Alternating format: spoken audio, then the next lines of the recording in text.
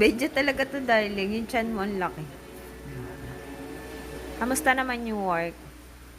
It's okay. Nakakita ako na... Hoy, yosin mo. Nakakita ko ng mga nakatibak. No?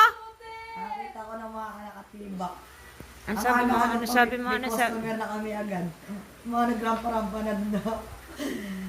Nakita ka ng di nakatingin ka. Di ba sabi ko sa'yo, huwag kang titingin sa babae? Hindi makakatingin yung bra nila na ilaw-ilaw.